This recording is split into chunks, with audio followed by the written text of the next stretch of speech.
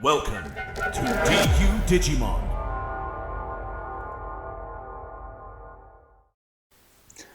Hello and welcome to DU Digimon, and welcome to yet another deck profile on a Wednesday. Something you may have been noticing is we are putting out deck profiles more commonly on both Monday and Wednesday now. I think that is going to be something we're going to be now doing going forward, just because it's going to make our eventual kind of next steps a little bit easier. As if we were to keep to the 2-match-a-week schedule that we were on a few weeks ago, we would then be editing 3 matches a week, and that's quite hard for just me and Dan to do. So obviously let us know if you do want to see more gameplay content. We're not going to get rid of gameplay content at all, but I think we are going to be doing 2 deck profiles a week, 1 match a week, and then the plan is to then go into doing some sort of special episode a week as well, which will be a mix thereof of deck building and gameplay. But let us know what you think about that. Just seeing how it all goes and everything. But also like, subscribe, and ding that notification bell if you are new to the channel. And if you're returning to the channel and you haven't liked and subscribed, I'd really appreciate it. And I'm sure everyone else in the team could also vouch for me if you did. But let's get into the deck profile we're doing today. So we had originally planned some different builds for this week, but one reason or another we've not been able to meet up with certain members in the team who were going to be doing those deck profiles. So instead, we are technically triple dipping into Greymon stuff this week. We have Black WarGreymon OTK on Monday. Let me go ahead and check that out if you haven't. I'll put the link in the description below. We've then, on Friday, we've got our WarGreymon versus Jellymon match coming out. So, as we're doing Black WarGreymon on Monday, and we've got WarGreymon on Friday, I figured, as the deck profile, we would take a look at the deck, which is kind of a little bit of both, which is WarGreymon Toolbox. And WarGreymon Toolbox is a deck that I've not really explored since probably the BT12 regionals. I've kind of dipped into it every now and again, but I tended to be, especially with once BT14 came out, a little bit more kind of skewing towards this is my WarGreymon deck and this is my Black WarGreymon deck. But we're now going and giving a go to WarGreymon Toolbox, which is kind of a mixed match of using your WarGreymon Rage shenanigans and your Black WarGreymon X control stuff to kind of meet in the middle. But yeah, let me know what you think, guys. We're going to start, of course, with the Digitamers as per usual. I've got 4 copies of the BT5 Coromon. Helps out with your draw whenever you're attacking with one of your Greymons. You could very well play 4 copies of something else if you preferred. So, for example, the BT9 Coromon. To get that kind of extra DP. You could even chance playing the BT15, not BT15, the ST15 Coromon for that kind of attack target, 1000k. Just bear in mind, if you are going to give that egg a go, one of your rookies cannot digivolve on top of it, whereas these 2 can both be digivolved on top of. You could also try the BT14 Coromon as well, for that generic kind of draw, so that even your Ogumons can potentially get a draw as well. But just bearing in mind, this one is probably got more of a chance of going off, because if your Ogumon dies to the security, you don't get the draw. So, but this is what I've gone for. I feel like we still need that draw power, and we've got so many other ways of kind of boosting our DP. I don't think the Coromon is necessary. The BT9 one, of course. Next up, got 4 copies, sorry. Forgive me. I've got 3 copies. I'm so used to playing 4 copies of this guy. 3 copies of Ogumon from BT14. I frigging love this card. He's one of my favourite Ogumon. I think the only one that trumps him is the next Ogumon that we're going to be looking at. Now, the reason I've gone for 3 with him is because I wanted to increase our searching, as I've actually gone down 1 copy of one of our non-Digimon searchers, in order to try something slightly different with this build, and we'll get into that later. But this Ogumon's great for the late game recovery, for cheating yourself up into something bigger. Just bearing in mind, as always, it does specifically go into Greymon and not into Greymon X. So, and obviously make sure you got that tie on board, but that lovely 2000 DP in Harris Ball is very much something we need. Next up, we've got 4 copies of my favourite Ogumon, which is the 4 copies of BT12 Ogumon, going for that great searching power, adds a Greymon or an Omnimon, and unlike some of my previous deck profiles, guys, we do have Omnimons in this, so that will come up. So adds a Tamer card with tie in its name. All of our Tamers are tie in this build, which is fantastic. And also gives that 1000 DP boost to a Greymon or Omnimon in the Inheritable. Just a great card. Then we've got, next up, 4 copies of Agumon X from BT9. You're welcome to try the BT11 one. I find that is quite an awkward one in unless you're going kind of more for a black-based build. But this one's great. I mean, to be fair, if you wanted to, going back to kind of the ST15 Coromon, if you wanted to play the BT11 Agumon X over this one, you could certainly give it a go. Just bear in mind, some of your Greymon will have an issue digivolving on top of that Agumon X as well, which is why this one tends to work out better. But searches for Greymons, Omnimons, and an X Antibody, and we are definitely playing X Antibodies in this deck.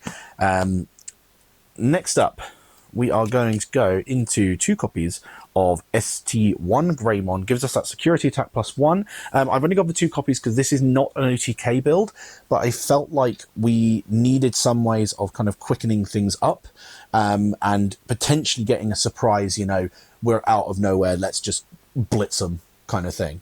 So I've gone for 2 copies of this one, just for now. Might go for more, might go for less. See how it goes. Next up, we've got 2 copies of BT12 Greymon. Helps to play out your ties so long as you've not got one in play, and that's any tie regardless of cost, which is fantastic. Also gives that 1000 DP boost as its Agumon counterpart does. Yeah, just a great card for kind of helping with bringing out Tamers, and just giving you a bit of a boost. Next up, speaking of giving a boost, got 2 copies of BT5 Greymon. For consistency's sake, you could very well go 3 copies of each of these 2 and not go for this one. But I'm still very much in this card's corner. I really like it for its interaction with our Agumon specifically, as well as also one of our ties, because you can go into it, gain a memory after digivolving for free, gain another memory from your tie, so you're basically going into this guy not only for free, but also for, you gain memory equal to what it would have cost you if you didn't go into it for free. So I think it's a really good card. It helps with that, like in the late game recovery. And again, 2000 DP boost does not go amiss. Really, really good.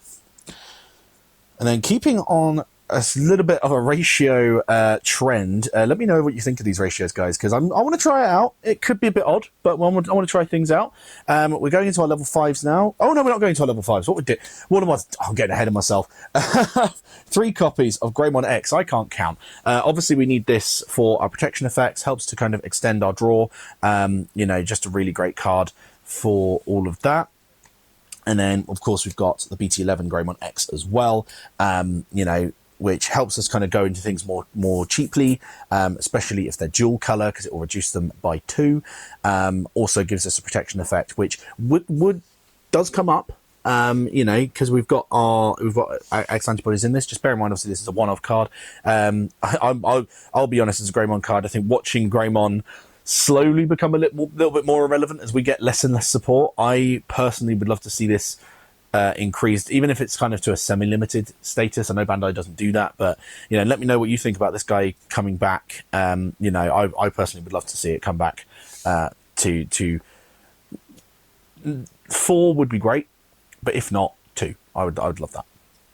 Right, now going into that kind of 2 ratio kind of idea that we went with. So we've got 2 copies of the Metal Greymon from BT12. Reason I've gone for 2 is because although the piercing is incredibly important for one of our level 6s, it doesn't really come up as much for the other one. So I figured only 2 would be necessary. And we're kind of going, this is a really toolbox build. I've kind of gone, okay, what's a toolbox? A toolbox is something that's going to have as much stuff as possible to throw off the opponent, and as many kind of tools at your disposal to kind of get the job done. So I figured we'll go for 2 for this, and then all of our other level 5s are also at 2 copies, as opposed to kind of being at full play sets and everything. But this Metal Greymon is fantastic. It does let you raid and play out your Tamers. If we weren't playing just ties, that's any black or red Tamer, which is really, really good. And then gives that piercing to the Greymon on Omnimons, which only really matters on one of our level 6s, but it can come up on the others as well. Just obviously bear in mind those ones won't have access to raid.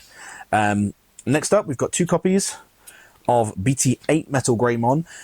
This guy used to cost way too much at 4 cost, but now you can mitigate that with, you know, the gaining memory from your ties, with training boosts and all that sort of stuff. You know, he de-digivolves 1, deletes something with 3000 DP or less, and then also allows you to attack your opponent's unsuspended Digimon, which is phenomenal. You know, really great card. You know, just great. Next up, 2 copies. Metal Greymon X from BT11 gives you de-digivolution and DP reduction protection, which is very important against certain builds, especially in terms of like the DP reduction kind of thing. You're looking at Fanglong, you're looking at Yellow Vaccine, you know, all of that is super, super important. Also, this does come up for this inheritable effect, does come up for both of our level 6s. Oh, before I get on ahead of myself, if you've got Metal Greymon in your sources or X Antibody, also pops to 6k or less, which will come up for you.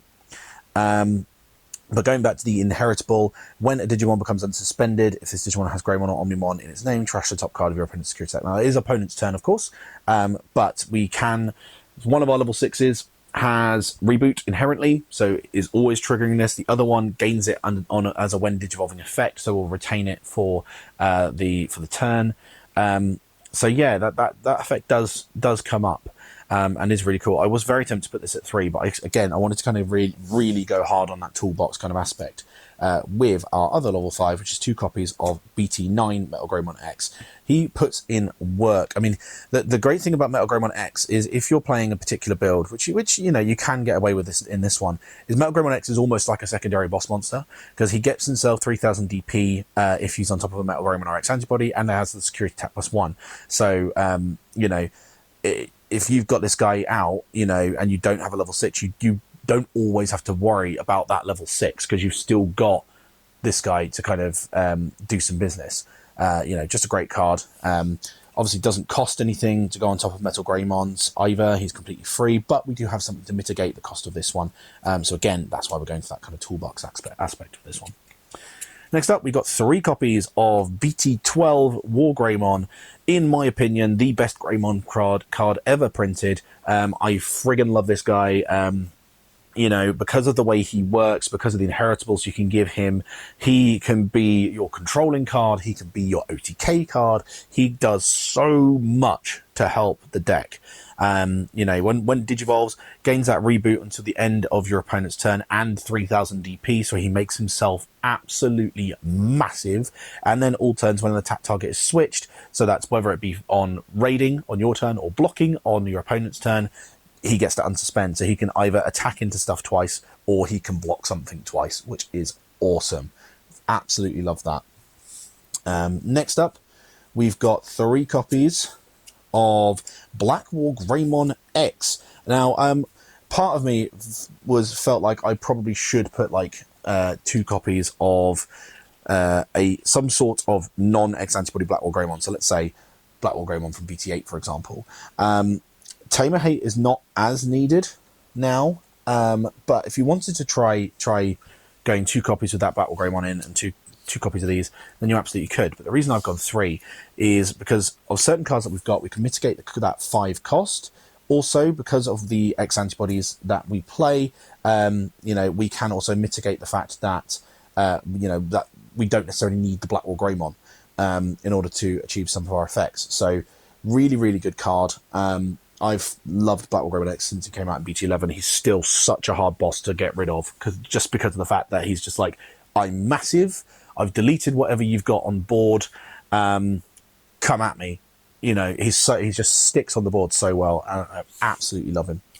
Then we do have some Omnimons. We've got 1 copy of BT5 Omnimon. Bearing in mind this is not a OTK deck, but having that Blitz unsuspend kind of effect, it does come up, you know, so you will find times where that is gonna mean the difference between you winning the game and you losing the game.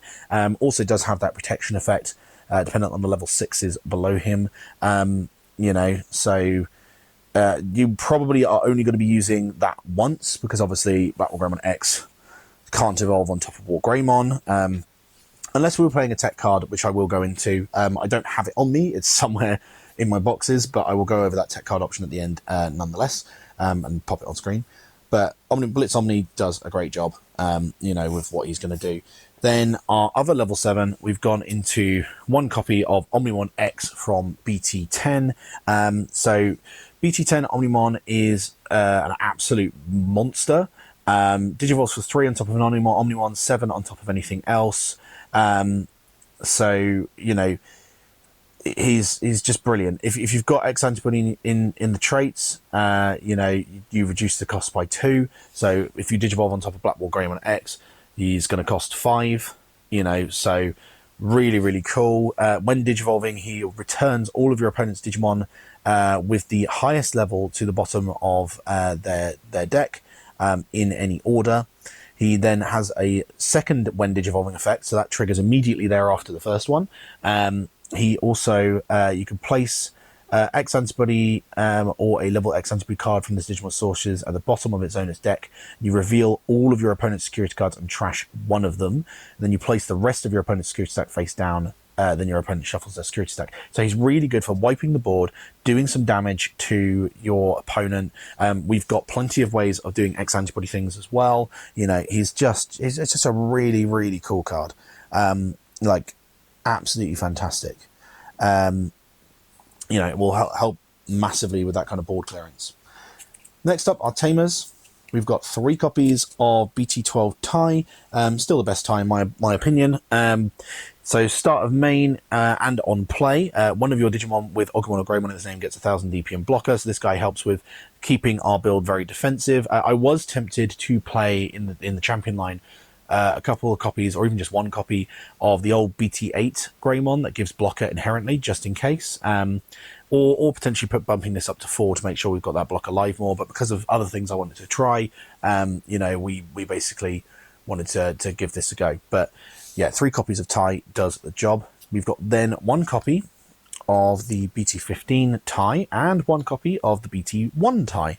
Now, the reason I've done this, I was originally thinking I was going to go, let's go 2 copies of this tie, because he gives us a 2000 boost, he gives us the draws, you know, so he really will come up. I thought I'd go 1 and 1, so that we can kind of do the kind of attack target shenanigans of this and the draw, but also have that ability to kind of have a bit more of a push if we need it. Plus, because I've decided to go the BT5 Coromon, this acts as our main draw engine, so I figured that this wouldn't be as important. I may bump this up to 2. I think if I was going to bump up one of these to 2, it would be the BT15 and not this one, just because, not the BT1, just because this isn't an OTK deck. But, you know, we're going to try them out at one each at the moment, just see how that goes. Then into our options, where things are going to get a little bit more funky. So we've got 2 copies of offense training. Originally I was probably going to have this at 3, but because of what we've done with our options, which we'll get into very soon, I decided to go for 2. It's also the reason why I've gone 4 copies of Agumon X, just to make sure we've got some additional searching. But, you know, it really helps with kind of that delay effect of reducing all of our costs, which can help, especially because Black WarGreymon X otherwise costs 5 to go on top of anything, you know, which is not great. But yeah, this is a really, really cool card. You know, training cards are always fantastic. Then we've got 2 copies of Hades Force. This is our main removal option. You could very well go into 2 copies of Crimson Blaze instead. Obviously, that will help very much against certain matches like the Viamon. I decided to go Hades Force just because I think it's got a lot more board wipe potential than something like Crimson Blaze. And the only other thing with Crimson Blaze as well is that it stalls them for 1 turn, but, you know, that 6k won't always do everything. If they've already got their big bad boy on the table, it's not going to do anything, whereas this can remove that big boy. You know, and also their Tamers also allows you to attack. So, like, I know there are times way back in the BT12 format, in BT11 format, you know, as well, obviously because it's came out in BT11, but, you know, I've managed to swing for game by using Hades Force. You know, I'll use Hades Force, clear their board, and then, okay, cool, my Black WarGreymon X is now going to swing for game, because you've no longer got a blocker and something to that effect. You know, just a phenomenal card. I still absolutely friggin' love Hades Force. Now, this is where we've gone slightly funkier. We've got 2 copies of X Antibody Protoform and 2 copies of the old X Antibody from BT9. Now, the reason I've done this is because, again, we're going very much with that toolbox aspect, and I find the WarGreymon cards want this X Antibody, The Black WarGreymon cards, probably want this one. This helps to reduce the cost of our Black WarGreymon X, reduces the cost of the BT11 Metal Greymon. It lets us kind of also get some recursion as well. Meanwhile, this one helps us with attacking into things. So if we do the raid with Metal Greymon, for example, we swing, this will then help us digivolve into the BT9. So really helps us out in that instance. And I think having more of these X antibodies as well helps to keep the Black WarGreymon X's effect online as well. Again, also, because we've got more X antibodies, Omnimon X's second kind of when digivolving and when attacking effect also is going to be more live. So that's kind of the thinking there. Now, in terms of your tech options, we've kind of already discussed some things you could do in the level 6 line. You could very much play your BT8 Black WarGreymon as discussed. You could also potentially sneak in something like Greymon. That's not a bad option if you wanted to be a bit more aggressive. Of course, you could also go a bit more pure kind of Black WarGreymon on the top if you wanted to, and go kind of, go that. Take out your BT12 and do that. But I think for that toolbox aspect, you very much want to go and have this in, but you could very well try and include these guys.